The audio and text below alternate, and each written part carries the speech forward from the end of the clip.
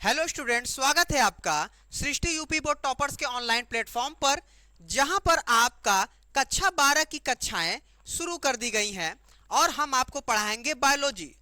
तो बायोलॉजी आपको पढ़ाएंगे हम पूरे चैप्टर 1 से चैप्टर 13 तक।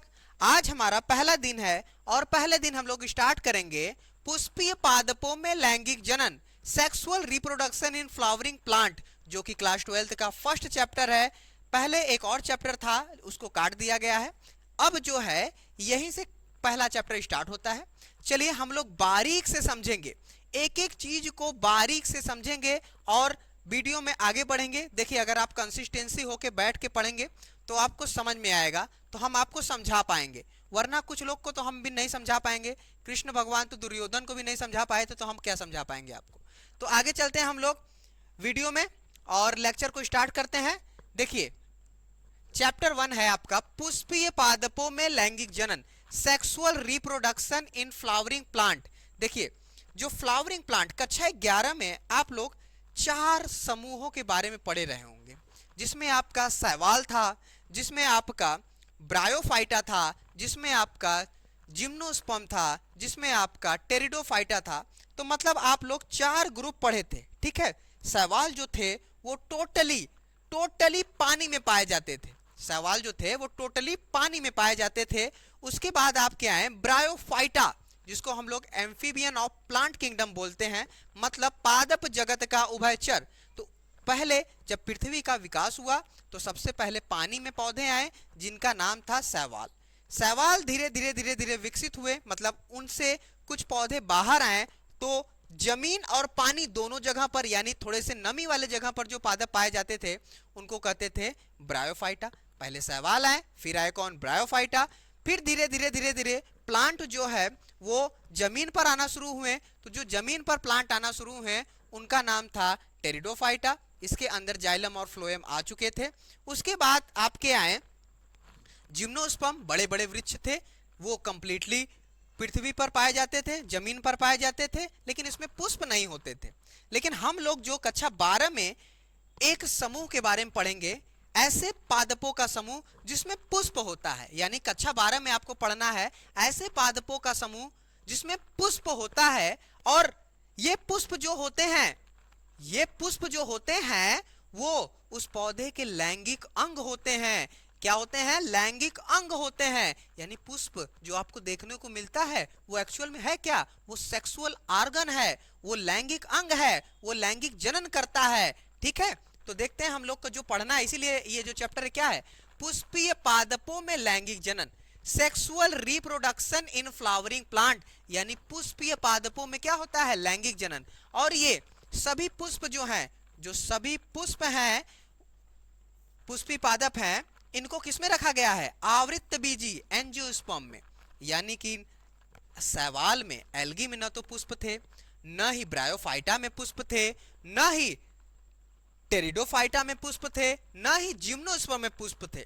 पुष्प किसमें आए सबसे पहले? सबसे पहले जो पुष्प आए वो आए आवृत्त बीजी में, यानी एंजियोस्पर्म। यानी जितने भी पुष्पीय पादप हैं उनको एक समूह में रखा गया है। उस समूह का क्या नाम है? आवृत्त बीजी या जिम्नोस्पर्म, ठीक है। यानी सभी पुष्पीय पादपों को आवृत्त बीजी एंजियोस्पर्म में रखा गया है। समझ में आएगी नहीं? कोई दिक्कत? यानी सभी पुष्पीय पादपों को किसमें रखा गया है? आवृत्त बीजी, या इसको नाम है एंजियोस्पर्म। कोई दिक्कत? आगे चलें। अब देखिए, अब हम लोग आते हैं कि पुष्पीय पादपों में लैंगिक जनन होता क्या है। तो पहले हम लोग समझेंगे लैंगिक जनन क्या होता है, ठीक है। लैंगिक जनन देखिए क्या होता है। जीवों में नर और मादा के युग्मकों के मिलने से संतान उत्पन्न होने की प्रक्रिया क्या कहलाती है? लैंगिक जनन कहलाती है। यानी जो जीव है उसमें एक नर होता है, एक मादा होता है।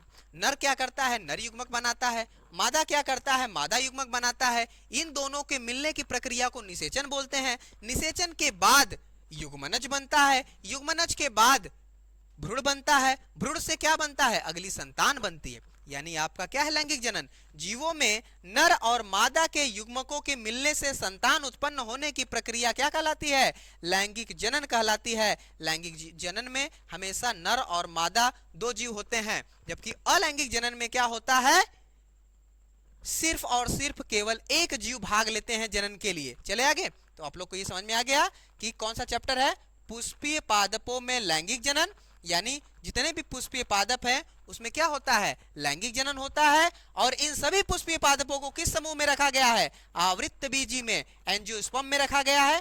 ठीक है, कोई दिक्कत। उसके बाद लैंगिक जनन क्या होता है, जीवों में नर युग्मक यानी नर और मादा क्या करते हैं, युग्मक बनाते हैं और आपस में ये संलयित होकर अगली संतान का निर्माण करते हैं। ये जो प्रक्रिया है इसे कहते हैं लैंगिक जनन। देखिए लैंगिक जनन कैसे होता है, अगर हम लोग देखें तो आप लोग को पता होगा कि ये होते हैं मेल, ये होती हैं फीमेल।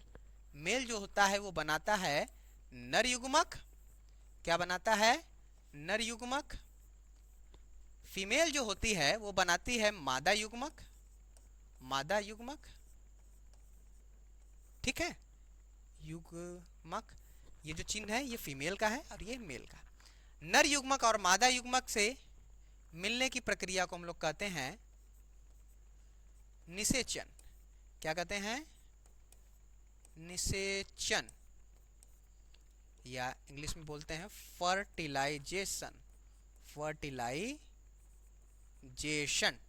नर युग्मक और मादा युग्मक के मिलने की प्रक्रिया को बोलते हैं निषेचन। इसको बोलते हैं मेल गैमीट, मेल गैमीट। और इसको बोलते हैं फीमेल गैमीट। क्या बोलते हैं, फीमेल गैमीट। ठीक, निषेचन के बाद आपको पता है क्या बनता है, निषेचन के बाद बनते हैं युग्मनज। युग्मनज को बोलते हैं हम लोग जाइगोट। क्या बोलते हैं, जाइगोट। जाइगोट से फिर बनता है भ्रूण, भ्रूण, या इसको इंग्लिश में बोलते हैं एम्ब्रियो, एम्ब्रियो। एम्ब्रियो के बाद ये भ्रूण बदल जाता है संतान में, किसमें, संतान में, प्रोजेनी में। ठीक है, तो कैसे लैंगिक जनन हुआ, नर ने बनाया नर युग्मक, मादा ने बनाया मादा युग्मक, इन दोनों के मिलने से हुआ निषेचन, निषेचन के बाद बनता है युग्मनज, युग्मनज से बनता है भ्रूण, भ्रूण से बनती है संतान। तो ये जो कंप्लीट प्रक्रिया है इसे बोलते हैं लैंगिक जनन, सेक्सुअल रिप्रोडक्शन। आगे चलें तो लैंगिक जनन समझ में आया कि नहीं, लैंगिक जनन कैसे होता है जीवों में। ठीक, आगे चलते हैं। हाँ, अब हम लोग आते हैं इस चैप्टर के टॉपिक पर, पुष्प की संरचना। देखिए पुष्प क्या होते हैं, अभी आपको बताया है, जो पुष्प होते हैं वो लैंगिक अंग होता है। जैसे सभी जीवों में लैंगिक अंग होता है, हम लोग में लैंगिक अंग होता है, उसी तरह प्लांट्स में जो लैंगिक अंग होता है वो क्या है, पुष्प है, फ्लावर है। ठीक है, फ्लावर समझा, क्या समझ में आ रहा है कि नहीं आपको, पुष्पा, तो ये पुष्पा नहीं है, ये पुष्प है। अब पुष्प में क्या क्या होता है भाई, देखिए ध्यान से, ये पीला वाला जो पार्ट आपको दिख रहा है, पीला वाला जो पार्ट आपको दिख रहा है लंबा सा मोटा सा, इसका नाम है स्त्री केसर, स्त्री केसर। इंग्लिश में बोलते हैं पिस्टिल, पिस्टिल। ठीक, ये जो पार्ट आप देख रहे हैं, ये पार्ट जो पतला पतला है 3-4, इसका नाम होता है पुंकेसर, पुंकेसर। इंग्लिश में बोलते हैं स्टैमेन, इंग्लिश में बोलते हैं स्टैमेन। ये जो गुलाबी गुलाबी आपको दिख रहा है ये है पुष्प की पंखुड़ियां, जिसको हम लोग बोलते हैं दल, इसको हम लोग बोलते हैं दल, दाल नहीं दल। इंग्लिश में बोलते हैं पेटल, इंग्लिश में बोलते हैं पेटल। फिगर में भी लिखा हुआ है, देखिए ये पेटल है ना, पेटल। ये है आपका देख रहे हैं ना स्टैमेन, ये है आपका देख रहे हैं ना पिस्टिल, तो लिखा हुआ है फिगर में, फिर भी हम अलग से लिख दे रहे हैं। उसके बाद ये जो हरा वाला है इसको बोलते हैं बाह्यदल, इसको बोलते हैं बाह्यदल, बाह्यदल।